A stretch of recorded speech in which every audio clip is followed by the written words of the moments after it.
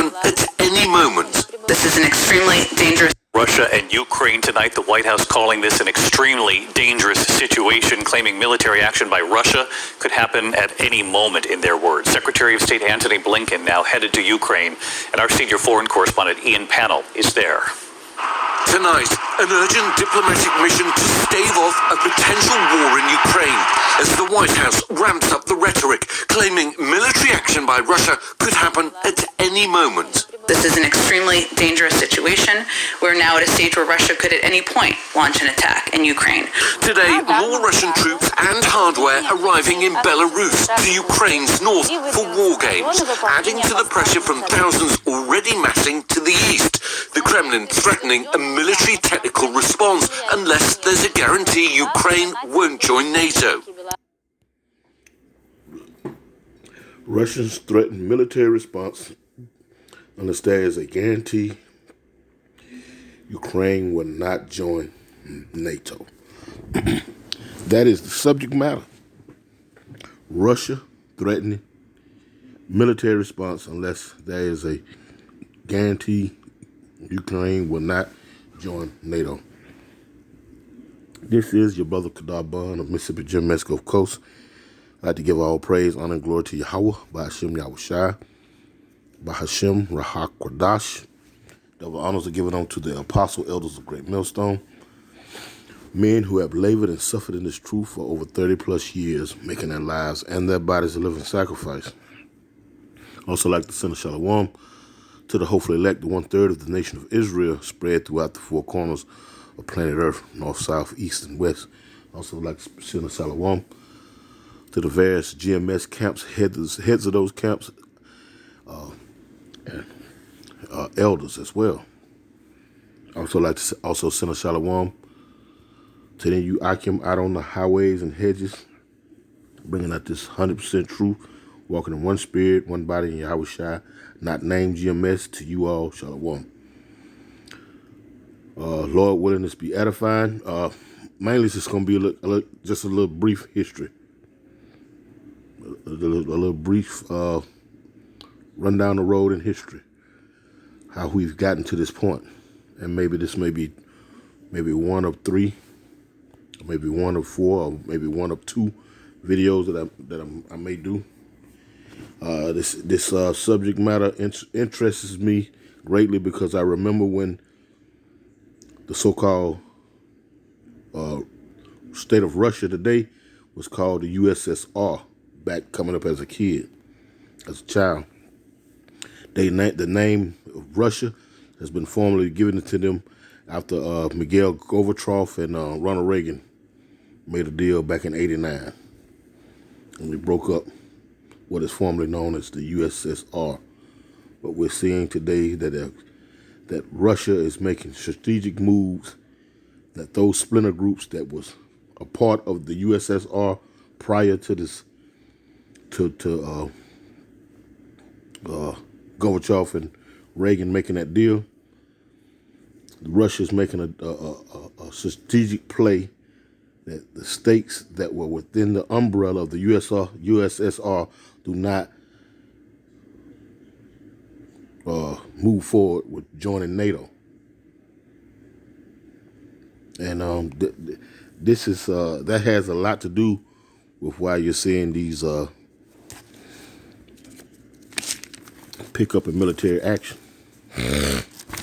Because I do believe that the agreement made some years back was that when NATO was formed and Warsaw Treaty was formed, that there'll be no additions to NATO.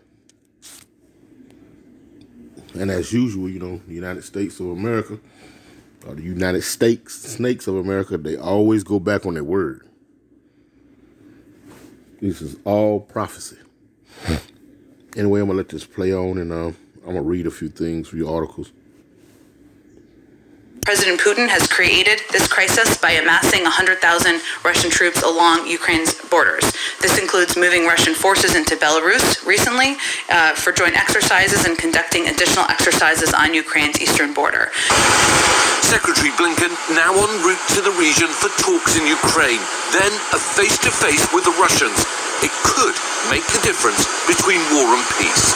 And Ian Panel joined us tonight from Ukraine. And Ian, I know a bipartisan group of senators met with the president of Ukraine in a show of solidarity. They've now returned to the U.S. and now Secretary Blinken headed to the region. How confident is the Biden administration tonight that they'll be able to reach some sort of agreement through negotiations? Yeah, the Pentagon is saying that there is still time for diplomacy to work. But remember, there were 3 meetings last week, no obvious compromise, and now we're looking at more troops gathering on the border. So yes, there is time for some kind of compromise, but time is also running out. David? That is for sure. Ian Panel with us again tonight. Thank you. Hi, everyone. George Stephanopoulos here. Thanks for checking out the ABC News YouTube channel. North of Ukraine, for what Moscow... The White House says the situation between Russia and Ukraine is extremely dangerous and that Russia could at any point launch an attack. Russia has deployed around 100,000 troops at the border, but denies that it's planning to invade. Our diplomatic correspondent James Landale has the latest. Russian forces training near the border with Ukraine. Just some of thousands deployed there since the autumn, raising fears in the West that Russia's planning an invasion. Fears that are dismissed by Moscow, but exacerbated by this, the arrival of Russian forces this week in Belarus, north of Ukraine, for what Moscow says are joint military exercises to repel external aggressors. But NATO's Secretary General said the risk of conflict was real. The main task now is to prevent a military attack on Ukraine. And that's exactly why we send a very clear message to Russia that if they once again decide to use force against Ukraine, it will come with a high cost for Russia. Britain is sending short-range anti-tank weapons to bolster Ukraine's defences, with, Downing Street said, about 100 British troops to help with the training. Russia's estimated to have about 100,000 troops on the border with Ukraine, most to the north and the east, with fears they could try to link up with Crimea that Russia annexed in 2014. But with Russian troops now in Belarus, there are fears they could also target the capital, Kiev, from the north. But what's the West prepared to do to deter Russia? Would it abandon this new gas pipeline from Russia to Germany that could leave energy prices soaring across Europe? Well, today, Germany's foreign minister was in Moscow and said her country was ready to pay a high economic price and there could be consequences for the pipeline. Russia's foreign minister said that would be counterproductive and rejected what he called speculation about Russian aggression. We are not threatening anyone, but hear threats directed at us. We cannot accept demands related to military operations on our own territory. But the White House said the situation was extremely dangerous. We're now at a stage where Russia could at any point launch an attack on Ukraine. I would say that's more stark than we have been. For now, the US is still looking for a diplomatic solution, with the country's Secretary of State holding talks with his Russian counterpart in Geneva later this week. Meanwhile, the Russian training continues. Today, Ukraine's defense minister told the BBC any conflict would be a disaster for Europe, with a lot of refugees and a lot of blood. James Landale, BBC News.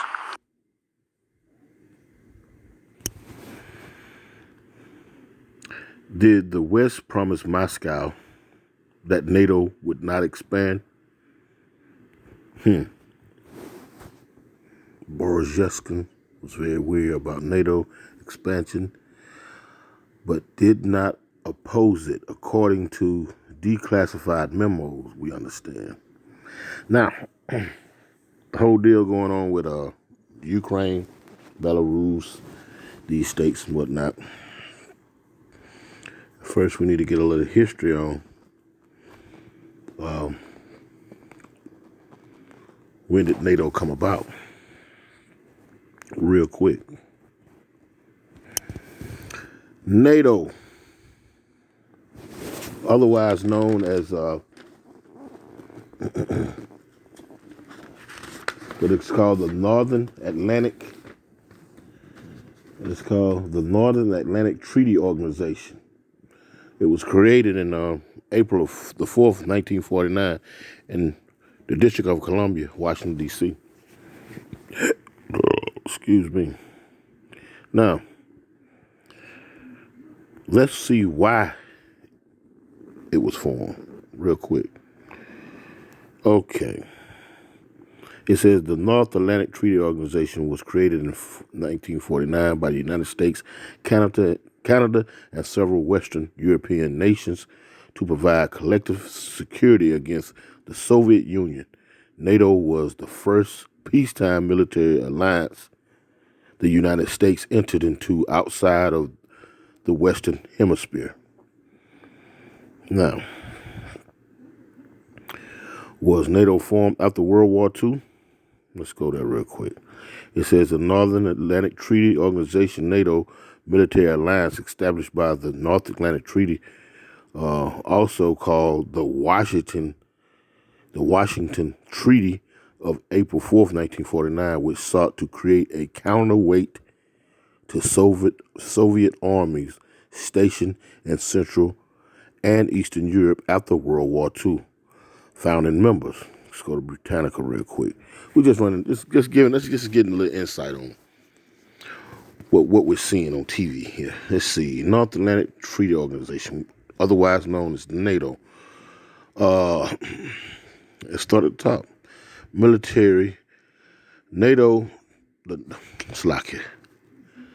North Atlantic Treaty Organization, NATO, military alliance established by North Atlantic Treaty, also called the Washington Treaty of April 4th, 1949, which sought to create a counterweight to Soviet armies stationed in Central and Eastern Europe after World War I. Its original members were Belgium, Canada, Denmark, France, Ireland, Italy, Luxembourg, the Netherlands, Norway, Portugal, the United Kingdom, the United States. Joining the original signatures were Greece and Turkey. And, the United States had a problem with Turkey here about 2 years back, I believe, 2 or 3 years back. I was doing this previous administration of, what's his name, Donald Trump, where they bought those, that missile defense deal from Russia. SM-40s or something, where they was ground to surface to air incoming missile defense platform. Anyway, they were supposed to buy that. Turkey was supposed to purchase that from the U.S., but they backdoored the United States and ultimately bought it from the Russians. And here you see that Turkey, where we was at right now, okay, Turkey was one of the original NATO members. And it was in 1952. It says West Germany in 1955 from 1990 as Germany. They stopped from West Germany because that was the fall of the Berlin Wall in 1989 when Mikhail Gorbachev and Ronald Reagan came to an agreement. They had G8 summits and all. So there were deals, there were handshakes made for the coming down of that wall. Now, was one of the deals that NATO would not try and recruit after the Soviet Union the Soviet Union, but the USSR was dissolved, was one of those mutual agreements that NATO would not try to pick up the splinter members of the USSR and join them onto their side? Was that, could this be one of the reasons why the Russians are so hell-bent on not allowing the U.S. to get so buddy-buddy with Ukraine? There's a lot that goes on as those GX summits. That's not where they go make policy, but that's where they go make deals. All they do is take a photo op. You understand? You see all the leaders, world leaders, the heads of states or whatnot, they have a G8 summit. And when they do so, they come out and they take pictures together, you know, photo ops for the most part. So the intricate details of those meetings, for the most part, be ambiguous, you understand? Because there's no policy being made there. Esau more or less is just shaking hands. You know, his handshake is about as good as his word. No good.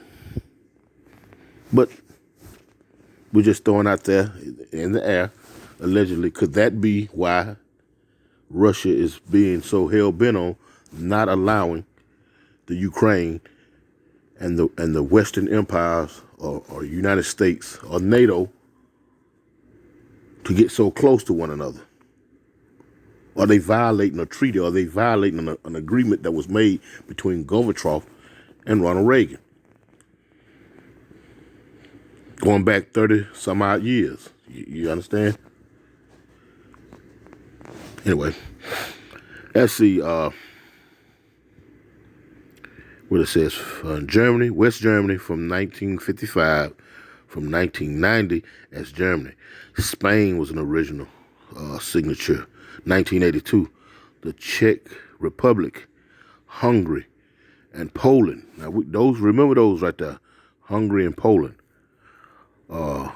Bulgaria, Estonia, Latvia, Lithuania, Romania, Slovakia, and Slovenia, 2004. Albania and Croatian, 2009. Montenegro in 2017, and I know that word. Macedonia, 2020. France withdrew from the integrated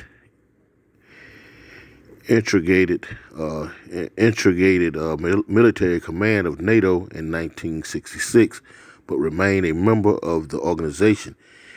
It resumes its position in NATO's military command in 2009. And mind you, during the war on terrorism, during the Bush administration, France and the United States fell out. Because, see, now, we're just getting a little real quick history crash course. If you remember, Russia, France, you know, who else it was? I believe even Germany, they fell out with, well, we can disregard Russia, but France and Germany fell out with the United States behind making a move on Saddam Hussein. They fell out with him. Of course, the Great Britain backed him. Tony Blair and his government, they backed the United States, but France and Germany in particular backed out of it because they understood that the United States was invading a so-called sovereign nation. Now, is not Russia saying the same thing? And the United States is accusing them of what? Invading a sovereign nation. But there's some backdoor deals been going on that has not been made aware to the world by and large. These backdoor deals made by these heads of states and these world leaders, all is playing out on the world stage. And it's most important that you understand and do a little research so that you can somewhat fill in the blanks. But now, okay, NATO. And it was created in 49.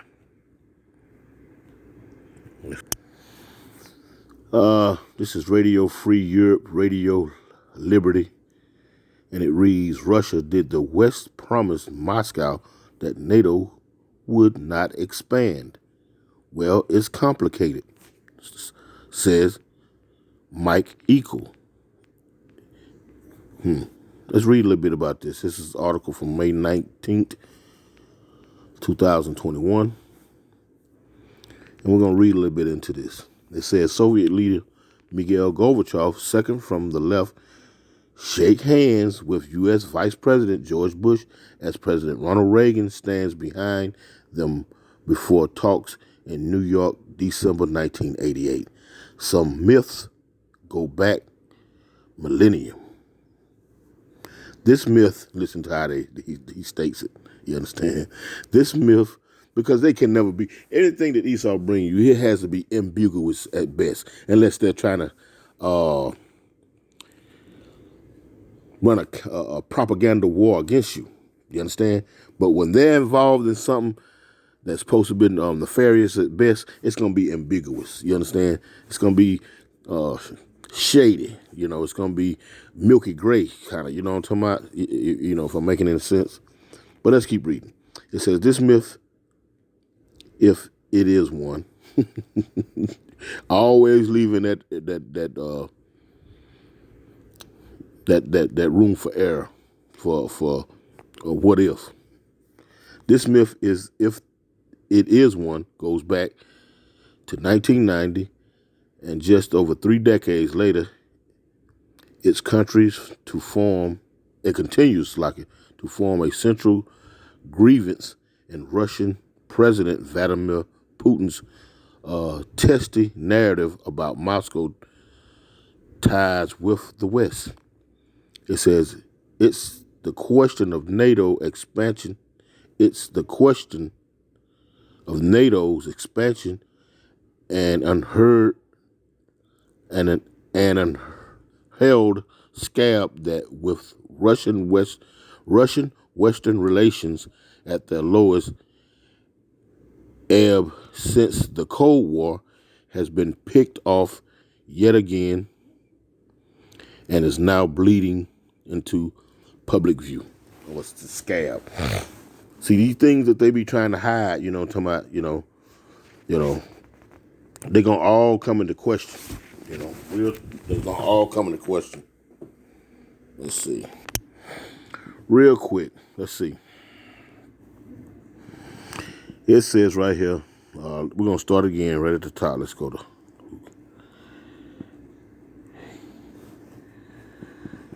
It says right here. We're gonna pull a precept real quick behind this one, because see all these shady deals, so they're being brought to the front, they're being brought into the light. I'm not too good with words. Anyway, it says right here, let's start again. It says, some myths go back millennia. This myth, if it is one, goes back to 1990. And just over 3 decades later, it continues to form a central grievance in Russian President Vladimir Putin's testy narrative about Moscow ties with the West. Putin telling it all, because guess what? The Edomites over here, they lie about everything, and guess what? The people by and large just believe it. They just, hook, line, and sinker. They give Russian what they called it the evil empire back then. I remember this vividly. I was in junior high school doing all this, so I remember the USSR vividly. I remember the dissolve of the USSR. So it leaves one to ask questions. Anyway.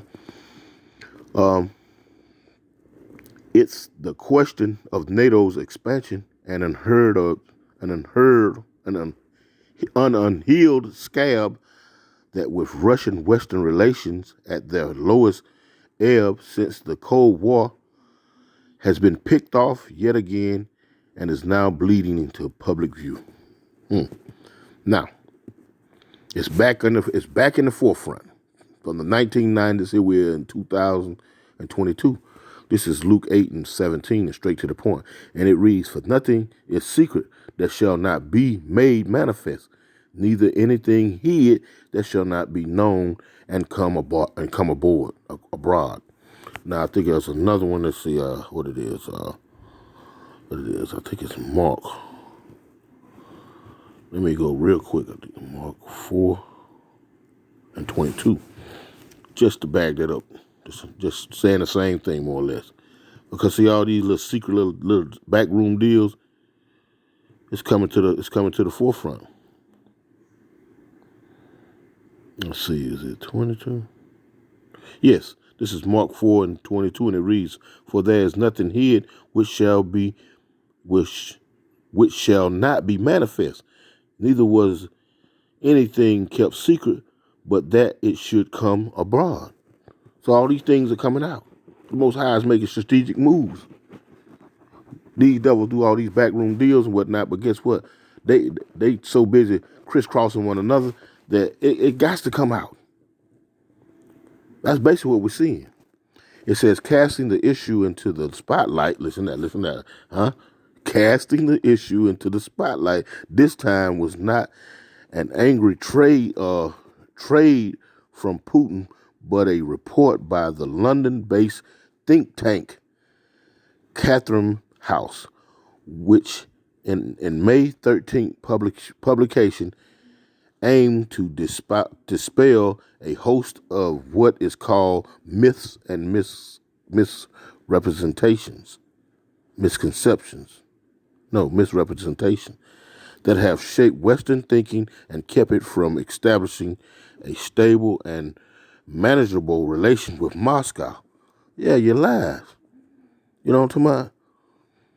One myth in particular kicked off a fierce debate and email threads, chat rooms, listeners, and on Twitter.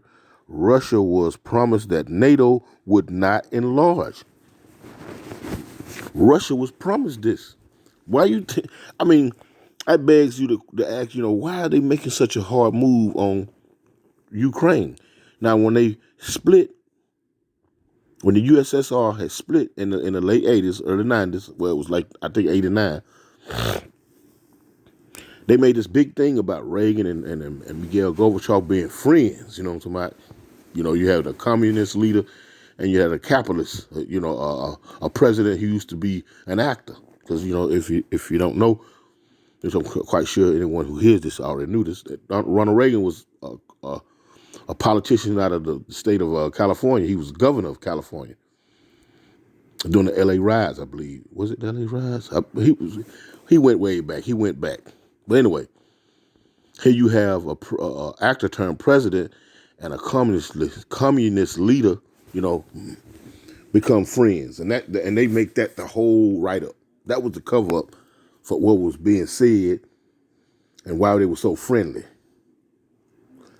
The reason why they might have been so friendly is because they probably was giving guarantees that after the split up, that the United NATO, the North Atlantic Treaty Organization, would not make any moves on the countries that were dissolved out of the USSR, the Czech Republic, Ukraine, so forth and so on. But here we is, 30 some odd years later, and guess what they're doing? Making moves on the split up of the USSR. And Russia is hell-bent on bringing the collective back together. Or should I say, the Most High is hell-bent on it. It's going to happen. It is going to happen. Matter of fact, let me see if I can find the script real quick. The comment that I just made, that the Most High is going to bring this back, going to bring all of that back into to play, the USSR, because the United States once again has went back on a handshake, has went back on a treaty. Hell, Donald Trump walked out on the treaty that Barack Obama and his administration had made with the Assyrians, or not the Assyrians, the Iranians, on that nuclear proliferation, building those so-called nuclear plants. That was a treaty that was made during the Barack administration, and then each administration had to go and renew it. Guess what? Donald Trump walked out on it, essentially breaking that treaty. And this man has a track record of doing this, going all the way back to the Native Americans, which we know them, their biblical nationality is Gad, the northern tribe of the nation of Israel. You know what I'm saying? So this man has a track record of doing these things. And he can't, and guess what? He can't hide that. If you follow his history, then he's doing the exact same things he was doing then. He's doing it right here in the present day. This is Ezekiel 38, and I'm going to start at the top, and it reads, And the word of the Lord Yahweh came unto me, saying, Son of man, set thy face against Gog, the land of Magog, the chief prince of Meshech and Tubal, and prophesy against them, and say, Thus saith the Lord Yahweh Ba'ashem Yahushua, power. Behold, I am against thee, O Gog, the chief prince of Meshech and Tubal, and I will turn thee back and put hooks in thy jaws, and will bring thee forth, and all thy army, horses and horsemen, all of them clothed with all sorts of armor, even a great company with bucklers and shields, all of them handling swords. Persia, Ethiopia, and Libya with them, all of them with shields and helmets. Gomer and all his bands, the house of Tugamah of the north quarters, and all his bands, and many people with thee. Be thou prepared, and prepare for thyself, thou and all thy company that are assembled unto thee, and be thou a guard unto them. The Most High is going to bring back the old USSR. This is the Most High doing these things. The Most High Yahweh, Ba'ashem Yahushua. This is prophecy we're witnessing. This is prophecy that we're witnessing here. You know, matter of fact, let me go to real quick. Yahweh Shai has said this, what it is, 24, real quick. And it's, let's see. This is Matthew 24 and verse 1. It says, And Yahweh Shai HaMashiach went out and departed from the temple, and his disciple came to him for to shew him the building of a temple. And Hamashiach Yahweh Shai said unto them, See ye not all these things? Verily I say unto you, there shall not be left here one stone upon another that shall not be thrown down.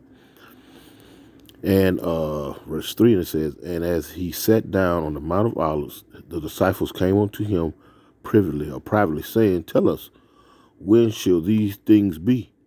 And what shall be the sign of thy coming, and of the end of the world? And just the end of this man's rulership, the end of this man's age, his rulership, his world.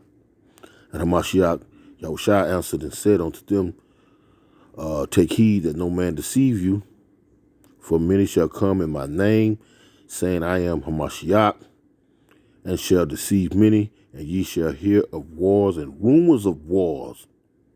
See that ye be not troubled, for all these things must come to pass, but the end is not yet. Nation shall rise against nation, and kingdom against kingdom, and there shall be famine and pestilence and earthquakes in diverse places. And it says, verse 8, and all these are the beginning of sorrows. Now, check this out. And it says, right there again, it says, there shall be rumors, they shall hear of wars and rumors of war. And that's all we hear now is the drums of war being beat across the news media.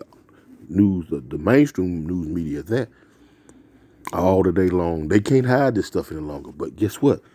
The people of the United States are thoroughly fooled, are thoroughly up under a spell of what's really happening.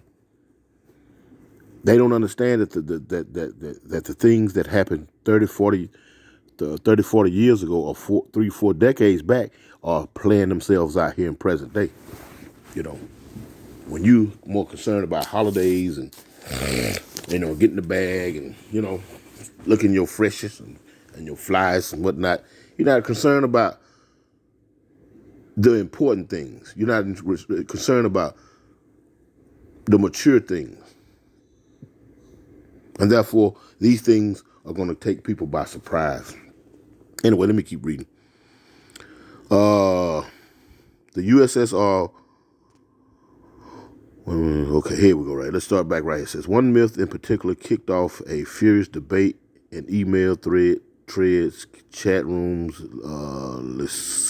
list servers, And on Twitter, Russia was promised that NATO would not enlarge. And we seen that in the first video where it says that NATO promised, NATO was, anyway, let me, it's slipping my mind. The USSR was never offered a formal guarantee. Listen to these words. They were never offered a formal. Why couldn't they just say they was never offered a guarantee? You understand? But they said a formal. Matter of fact, let's look up that word formal real quick. I'm finna look that up. Because see, if you just pay attention to the little slight trick, like slight word tricks, they were never offered a formal guarantee on the limits of NATO's expansion post-1990. Let's see. Give me the definition of the word formal. Here's the definition of formal. Done in accordance with rules of convention or etiquette, suitable for or constituting an official or important situation or occasion.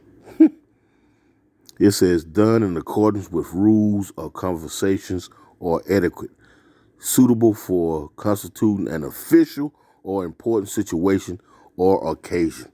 So there was never that GA summit meeting. See, that's not official. That's not formal. Like I said, they'll tell you that there's no policy made, that they just go there and make handshakes and whatnot. Listen to them. They'll tell you these things. That's Esau way of, you know how you make a promise to somebody. This is the old trick in the world when you was a child. You make a promise to somebody, but you had your finger crossed. They used to play them little old mind games back in the days when you was a child. You know. So when they catch you up on you for breaking that promise, you say, well, I had my fingers crossed, or I had my legs crossed. You go back to the 70s and the 80s and whatnot, you remember things like that.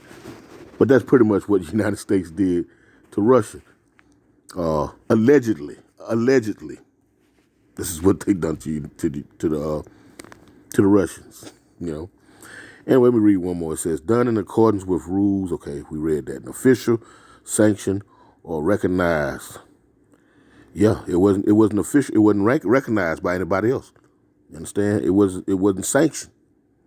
This deal, if it was made, was not sanctioned. It wasn't recognized. They were just pretty much telling Russia or the USSR at that time what they wanted to hear, so they didn't get the deal passed. With the whole motive, 3-4 decades later, renege on it. And you had this altercation that we're seeing playing out. But we know by prophecy, this is the Lord's doing, you know. Let me see if I can find another real quick. More definitions. Let's see. Especially official, having a conventional, recognized form, structure, or set of rules. Nope. Let's keep moving. Nikolai Sokov, a former Russian diplomat who served. Hold up. It's like I done jumped too far. Let me go back up to the USSR was never offered a formal guarantee. Instead of being straight to the point, we never said that. They said in this right here, the USSR was never offered a formal guarantee. See how I mean? What the ambiguity, you know what I'm talking about? Left up to interpretation. Basically, this is how Esau operates. It says the USSR was never offered a formal guarantee on the limits of NATO's expansion post 1990. John Loff, the research associate who authored the section, wrote, Moscow merely distorts history to help preserve an anti-Western consensus at home. So all this back and forth, these little throwing shots at one another. It says Nikolai Sokov, a former Russian diplomat who served in the foreign ministry in Moscow between 1987 and 1992, disagrees. The Chatham House Peace It's very bad. It sounds to be as a piece produced by the ideology department of the Central Committee of the Communist Party of the Soviet Union. He told, I don't know what that is, reference, I guess. We didn't have to come to this, though, and the issue could have remained a small script in history that does not need to be resolved, he said. It is more about the manner of NATO enlargement and the arguments used to promote enlargement. So, hey, this is a bunch of trickery. I want to grab something else real quick, and I'm gonna close this out because I've just been reading and reading. Let me real quick. The Warsaw Treaty, Warsaw Pact. It says the Warsaw Treaty Organization, officially the Treaty of Friendship, Cooperation, and Mutual Assistance, commonly known as the Warsaw Pact, was a collective defense treaty signed with Warsaw, Poland, and we just read that Poland was a part of NATO. Now, we just read that they never gave the USSR a formal agreement that NATO wouldn't expand, but Poland was a part of Warsaw. Let's go off into this. Founder. Let's check this out. The original signatures to the Warsaw Treaty Organization were the Soviet Union, Albania, Poland. Look at that, Poland. You see, we're watching these news reports coming out of America or Babylon the Great whore, and the whole time there's some backhanded dealings been going on in the past 20, 30, 40 years. And Russia and places like Russia and China, they're not standing for it no more. They're not no small countries like Iran. They're not no small countries like Libya. You're not just going to bowl them over. You understand? That's what we're seeing. And these proud Edomites over, these so-called white men, they're over here talking all this big talk. But ultimately, the Lord going to have this place wiped out. Wiped out. They're so proud and pompous in their position that they've held for over 2 centuries over here, you understand, that they don't think that they can be bowled over. Anyway, Poland, Czechoslovakia, Hungary, look at that, Hungary, was a part of NATO. Bulgaria, Romania, and the German Democratic Republic. Let's see.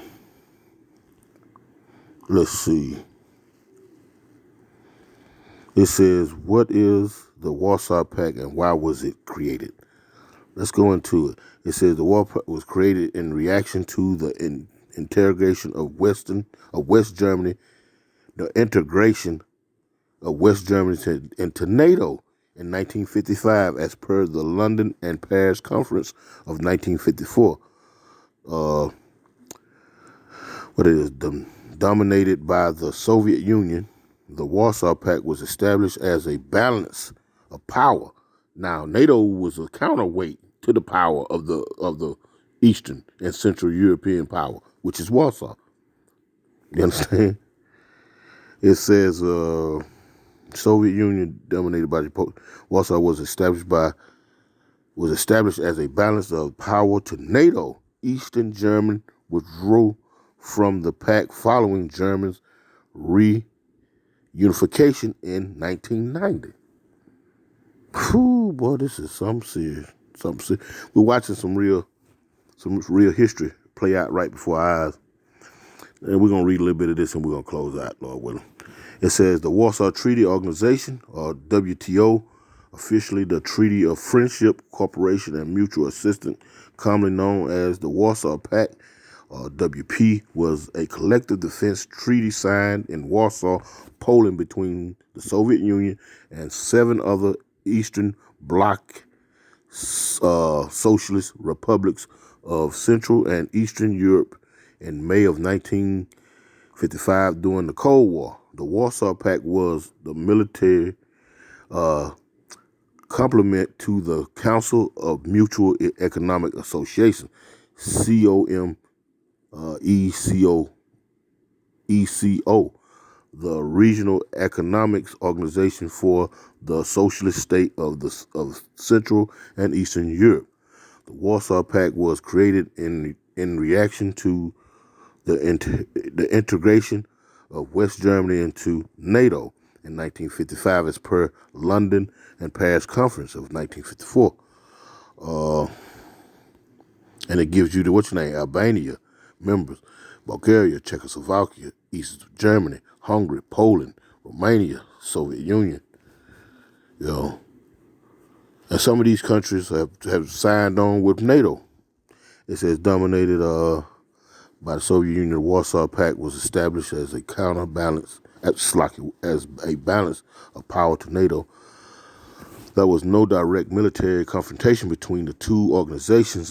Instead, the conflict was fought on ideology based on the proxy wars.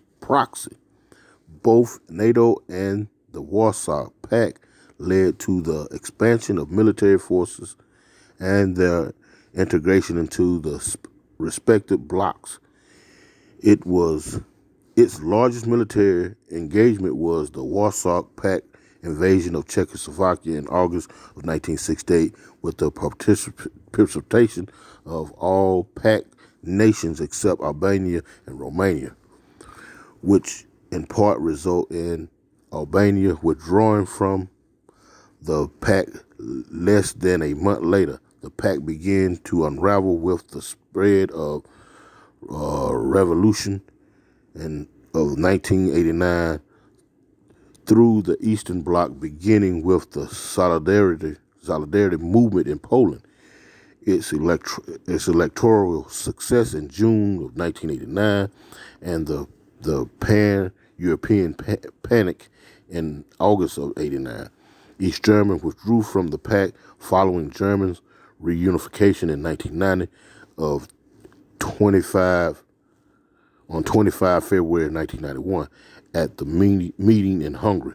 The pact was declared at an end by the defense of foreign ministers of the 6 remaining member states.